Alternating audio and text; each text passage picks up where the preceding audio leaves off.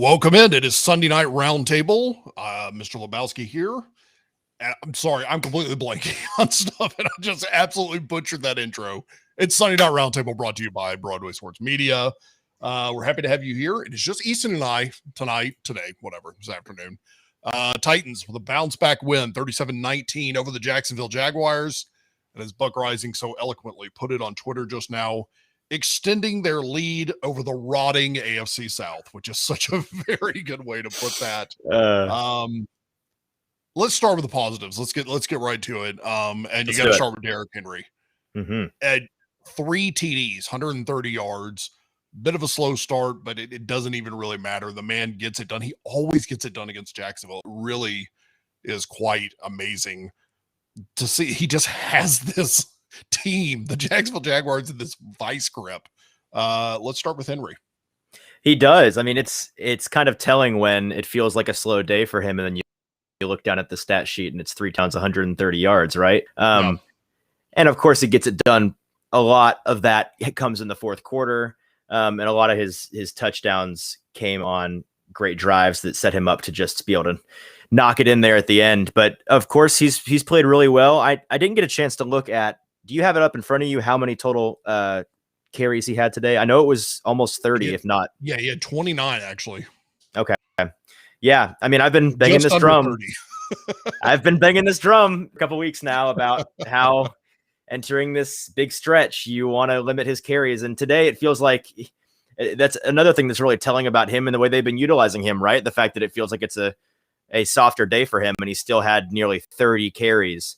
The workload just does not stop. And we'll see. I would love to be wrong about it catching up with him eventually, but yeah, I mean, he's had at least 28, I believe, in all 4, or at least 4 of the 5, if not all 5 of the opening game he didn't, but the last 4 games, I know for a fact he's had north of 28 carries, which is a lot of carries in a month. And especially when you're now entering a month where you're facing 4 really stout opponents that are, how you do in this next month is probably going to define how the season goes for the Titans. So we'll come back to Henry in just a bit, because what I want to get into is the bulk of our talk today will be around, the O-line is still concerning, but, Easton, one of the things you've got here in notes is the Titans, they're playing with fire with Tannehill's health at this point, and I agree with you. No kidding. Tannehill's day, not impressive stat-wise, 14 for 22, 197 yards, 1 touchdown. The receivers, about as quiet of a day as you can get from the receiver standpoint. Tannehill did have some throws that I would put more on him. There were a couple of throws that were missed, and it looked like, wide receivers either ran the wrong routes or cut inside too quick, but wide receivers didn't help him out today. But he continues to just get blasted in the pocket. I had them at 20 sacks coming into this. I don't know if he got another one towards the end of the game, but 5 games into the season, the man has been sacked 20 times. I don't know how much longer he can take that. I just really don't. And that's where I leave it. I don't know how much more of that he can take. Yeah, I don't either. I had it in front of me at some point, and I don't know where it's at. I won't dig for it now, but I believe that is approaching the number of sacks total he had last season. I don't think it was much more than 25 or 30. So he's certainly going to surpass the number of sacks taken before the midway point of this season as he did last season. This actually felt like Ryan Tannehill's, at least the eye test. He seemed to have his worst game of the season today, in my opinion. It wasn't necessarily actively bad. He just didn't really show us anything all that special. Like you said, he had a couple of passes that were off the mark. There were a couple of times where the pocket was collapsing and it felt like he held onto the ball just a hair long, although that could just be kind of conditioning from expecting there to be no more than 2 seconds of pass coverage. It's kind of like coming off the interstate, and you're more prone to get caught speeding coming off the interstate because you're used to being so fast. With him, it feels like he's holding onto the ball forever, and then you realize, oh, that kind of may have just been actually 3 seconds flat, and you're just used to him having to get rid of it immediately. So I'm not entirely sure, but it did feel like he was holding onto the ball a hair too long in certain spots. I think I had it at 20 sacks as well, 3 on the day for the Jacksonville Jaguars, the 20 losses in a row Jacksonville Jaguars. which impressively is not even their biggest problem right now. It's their head coach. But that aside, yeah, it's brutal. And Tannehill, he's got a pretty good build. He's proven that he can take a beating. He playing wide receiver and having that experience at a skill position.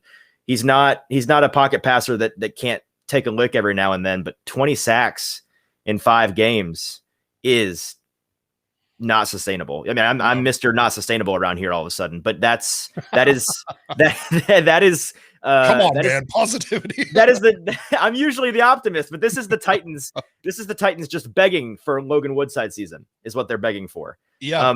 And if it doesn't happen soon, them turning the sack number down dramatically, it's going to be Tannehill at best getting injured and having to miss a game or two, if not sustaining a serious injury. And if he goes down, the entire season's over, obviously.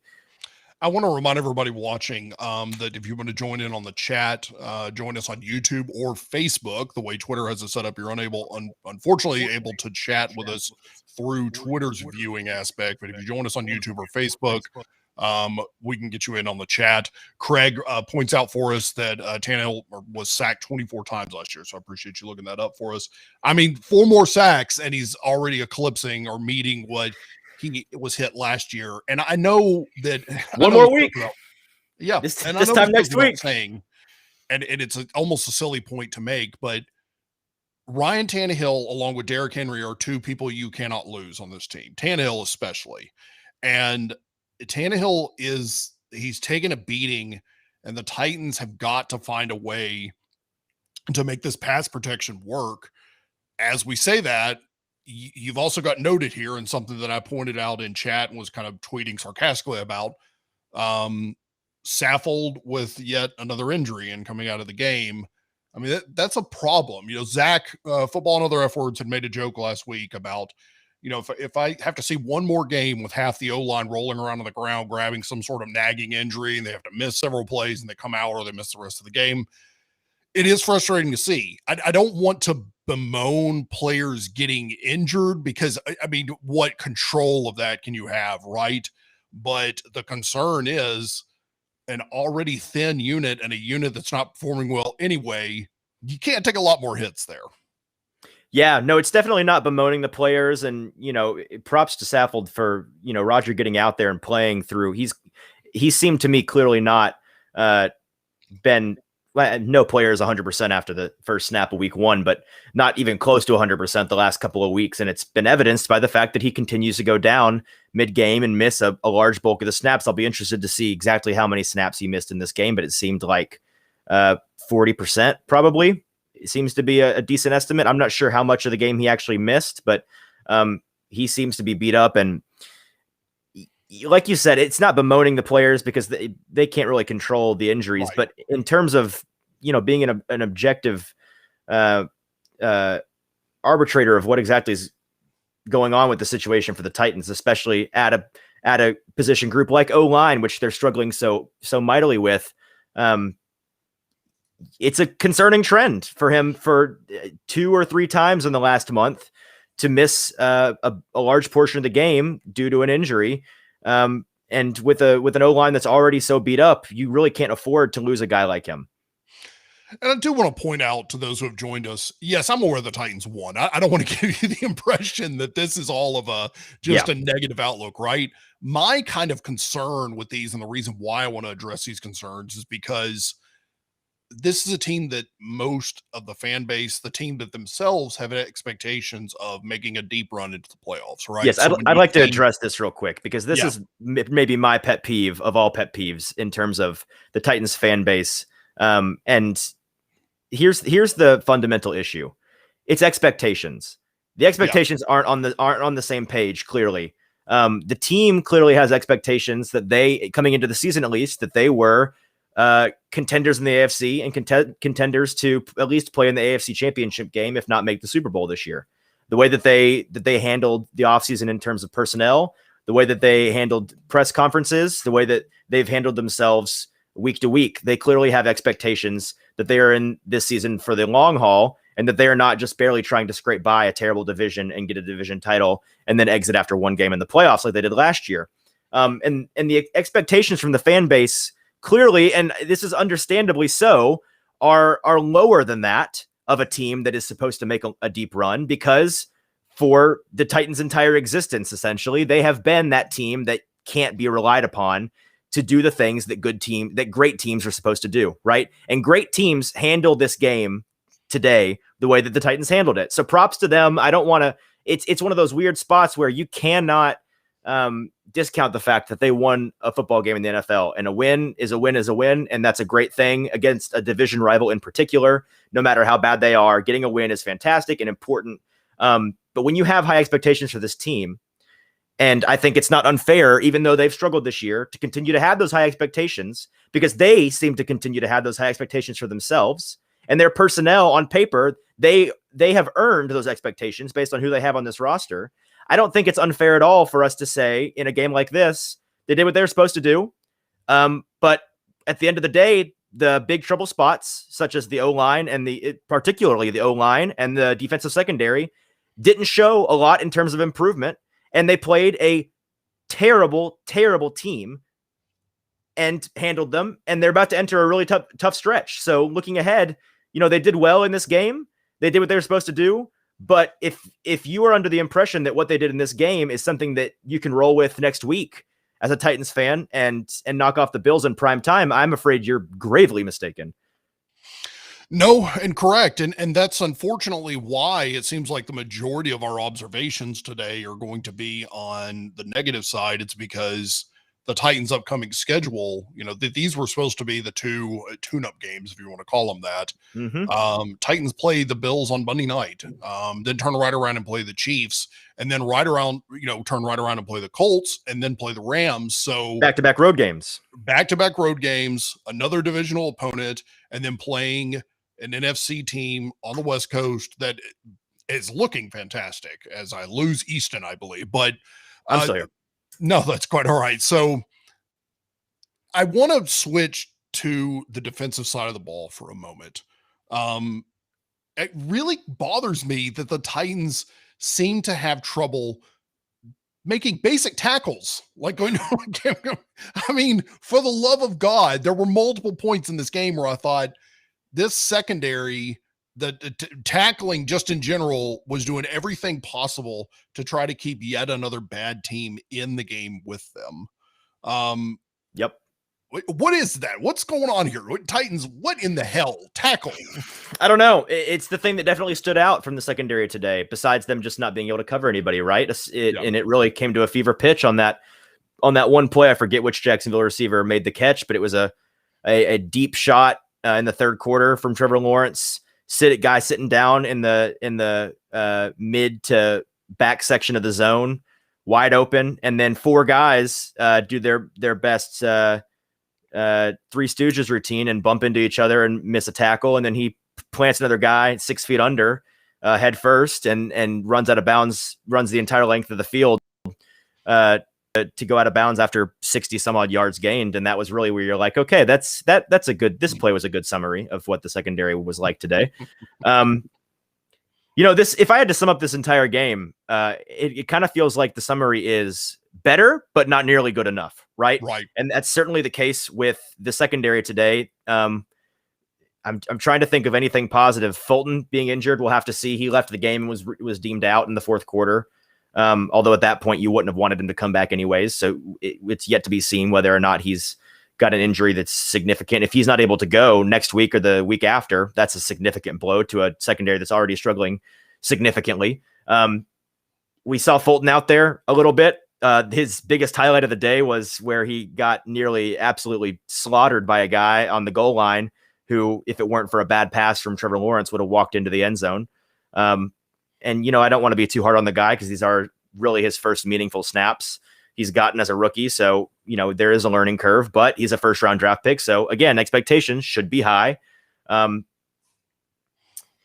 Tackling. I don't know who said it, but there's a famous quote out there, and I'm sure many of you are yelling, Easton, this is who said this, but there's a famous quote that it doesn't matter how good your defense is at anything if they cannot tackle. It comes down to tackling in this league, and a defense the baseline for a good defense, in a lot of ways, like the Titans are finding out on the offensive side of the ball, the baseline for a good offense is a competent offensive line. If your offensive line is garbage, it doesn't matter what kind of weapons you have, right? Well, on defense, the baseline for a competent defense is a defense that can tackle in the open field and can tackle without having to gain tackle on every single play. And so it doesn't seem to be the case necessarily in terms of a trend. We haven't had tackling issues. I don't think we've had a lot of other issues, but it doesn't seem to be tackling issues in the first couple of games. But today it was definitely a problem. And that, again, another thing that will not fly against the Bills or the Chiefs in the next 2 weeks. I hate to pile on, but I've got to bring it up because it's bring it on. No secret. But let's do it. Let's do it. It's no secret that Rashaan Evans has not played well, but my God, before he went out today with a quad strain or quad injury or whatever it was, he had 2 back-to-back awful plays. Awful. Let a what was like a 58-yard run by James Robinson ripped off where it looked like he jumps out of the way of his blocking assignment to let this huge gap open. And then subsequent goal line play leaps over the entire line, completely missing what looks like his assignment. I'm not even quite sure what the hell he was doing on the goal line play, to be honest with you, but I don't get it. It's almost comical how you can predict bad plays coming from this man. And I don't understand it. I don't get it. Well, it's because if you're not on the goal line or it's a down in distance that's a yard or less, then you don't have to predict. That's what it is, right? It is no better than a non-factor, and there is no floor, right? It is either he's a non-factor on a play or Lord help us.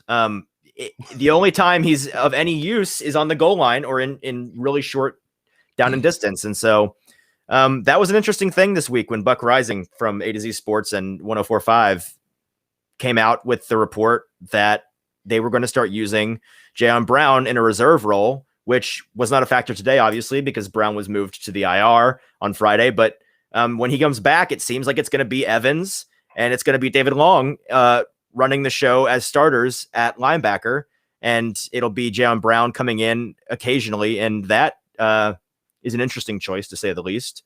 Jayon hasn't been all that spectacular at all this season, but I'd have to dive into it, but I'd wager it's not been as bad or worse than Evans has been. So let's switch gears on Evans to Darrington. Okay. And Corey points that out in chat. Any updates on Evans? Henry cannot continue to carry the ball this much. Trust me, he's been definitely preaching the under 30 carries, which for some reason you caught a lot of help for. I still don't understand why, but because at the same time, Derek has convinced people that he's invincible, which is, fair. It seems like he is, but I promise you he's not. You're right. He's nobody is. Yeah, we joke about Cyborg. He's not actually a cyborg. I don't have any updates on Evans, and I don't know much more. We were actually kind of debating in chat during the game about whether or not Evans was even active for this game, and for what we could tell, he was not listed. I don't believe that he was. Yeah, he was not designated off IR. So for what we know, he's still on IR. But I definitely agree that Henry's going to have to start paring down the workload for sure. The best we can do in terms of an update on Evans is that he was put into that designated to return from IR designation, which means that within 21 days of that move, he has to be replaced on the active roster, if not moved back to IR, is my understanding. Right. So that was before last game. It was him and Marcus Johnson were moved together. So I'd assume that at the very latest, there will be news on him. Well, let's see. Right before the Chiefs game. So likely a decision this week. If not this week, there will be a for sure decision one way or the other the following week. Let's go back and talk about the wide receivers, because as I pointed out, they had a quiet day, but just rattling off a few names: Marcus Johnson 3 for 52, AJ Brown 3 for 38, Ferkser 3 for 33, only one touchdown on the day from a receiver group. Michael Pruitt 1 for 14. He had a TD. Are you surprised that the wide receivers or that the catching core was quiet today? I wouldn't say that I'm surprised. Listen, they had a quiet day, but I don't think that they did it felt like they did what they needed to do. They did an adequate amount in order to handle this team, which they ultimately did. There were a couple of times when you would have liked for there to have been a completion to get a first down here or there. But it didn't feel like there were an overload of missed opportunities, especially with the pressure that was being had from the offensive line, allowing so much pressure from the defense, right? So if there was better pass protection, maybe we would have left saying like, wow, there really weren't many connections. But given the pass protection situation, it feels like they did enough. And especially with that position group kind of beat up, with AJ being back, but we're not sure exactly how back he is. He looked good, but he didn't look incredible today. I'd imagine he's still, probably 70, maybe 80% with that hamstring. So I don't know whether that's another thing to keep an eye on when the snap counts do come out, how much of the game he was actually in there for. I'd imagine they probably kept him on more of a snap count than they typically do. Marcus Johnson looked pretty good, having just come off of IR. I thought he was impressive in the couple of snaps that he had. But other than that, I wasn't all that shocked that the group was quieter, because ultimately the offense moved the ball when they needed to. And I was kind of chuckling to myself before the game of seeing fans. And again, people get excited. I also make silly bets, a lot of silly bets on on props. But yeah, I did kind of have to chuckle when I saw a lot of people saying, "Oh, AJ Brown's going to have a 100-yard game" and that kind of thing. I don't. There was no expectation of that coming in, and it was obvious they were, excuse me, probably going to use him a little less, which they did. So all that to say this, the Titans do get a win. They get an important win in the division, which is obviously you want that. I think it's good to have positive momentum going into an extended week, which is nice too. The Titans get an extra day since they are playing on Monday night, October 18th against Buffalo. But that being said, they're playing Buffalo. Buffalo's about to go into a slog of a game tonight. I don't know if you saw the weather forecast, but there's a chart that you can pull that shows everything from good to blood red being extreme of the amount of rainfall and stuff they're expecting in this game. This sounds like it's going to be a total washout tonight. So this could be. Frankly, I'm concerned. I'm hoping the weather doesn't keep it from happening. It looks really bad. It looks really bad. I want them to play, but the Bills and the Chiefs are probably going to run and beat the shit out of each other. So the Titans need this extra time to both get healthy, but man, if they could find some way to get the O-line to sync up this week and play a little bit better, that would be good. Can the Titans afford to lean heavily on the run game against Buffalo, or are they going to have to get production out of wide receivers next week? Well, I think it depends on what you mean by afford. If you mean, can they afford to do that and win? I think you can't win a game against that complete of an opponent, right, with just one phase of the offense humming. If you mean, can they afford to, in terms of workload, is that what you mean? Can they afford to expend a ton of energy there? Here's the reason why I asked that question. Ryan Watson points out in chat that, Henry is the offense right now. Can the Titans afford to have a singular phase of their offense only going into this? Are they going to have to get production out of the wide receivers? I feel like they are. No, they absolutely are going to have to get. You can't listen. Buffalo is a top 3 team in the league right now, and they haven't played. I think tonight's going to be really telling. They haven't played a real tough opponent in the last couple of weeks, but the opponents that they have played, like great teams are supposed to do, they slaughtered. Their defense is playing incredible. Their offense, even though Allen is still not quite putting it together like he did last season, is playing well enough to put up 30, 40 points every game. So certainly he's doing something right. I think tonight's going to be really telling. Again, I don't know how much you can judge Josh Allen in particular from tonight's game, or Patrick Mahomes for that matter, based on the weather conditions. I think it actually is going to be reminiscent. If you remember back to last season, their regular season game was also played in the rain, although it wasn't nearly as much of a downpour, but it was a low scoring slugfest.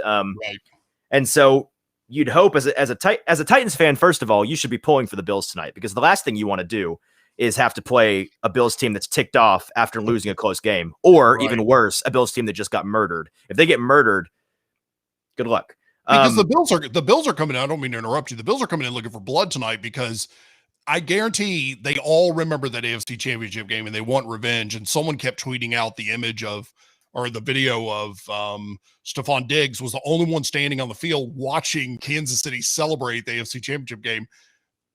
We know, Titans fans know, Titans players know what that feels like. You're exactly right. I think you got to pull for the Bills tonight because they want revenge, and don't make them take revenge out on us. Well, they're already going to be mad at the Titans. It's going to be a revenge game for them because they got embarrassed last year in the regular season by the Titans. Right. And it was the best Titans game all season last year for that team. Just crushed them. And they got beat pretty decisively by the Chiefs twice last year as well. So all their revenge energy is going into these next 2 weeks, and you want them to get as much of that out as possible as a Titans fan in this Chiefs game.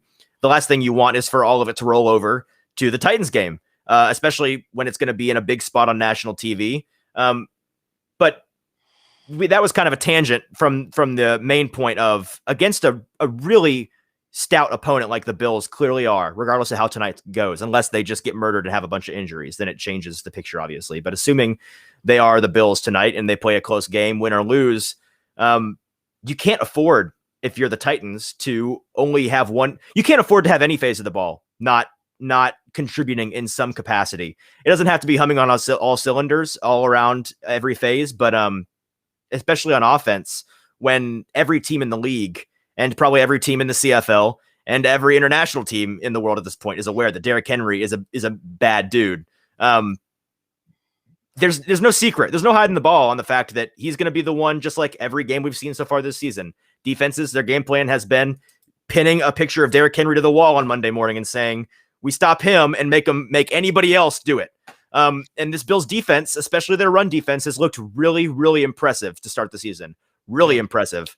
And so it's going to be interesting to see whether or not Julio gets any play this week in practice and whether or not he's going to even consider being a factor this week. It's going to be interesting to see how the wide receiver core came out of this game in terms of injuries, assuming AJ Brown was fine. Having him and Julio will be massive, but it's like I said earlier, it's not going to matter what weapons they have or how well they're playing together if the offensive line cannot stop the pass rush, because you can't get the ball out every single time in under a second and a half. It's not how it works.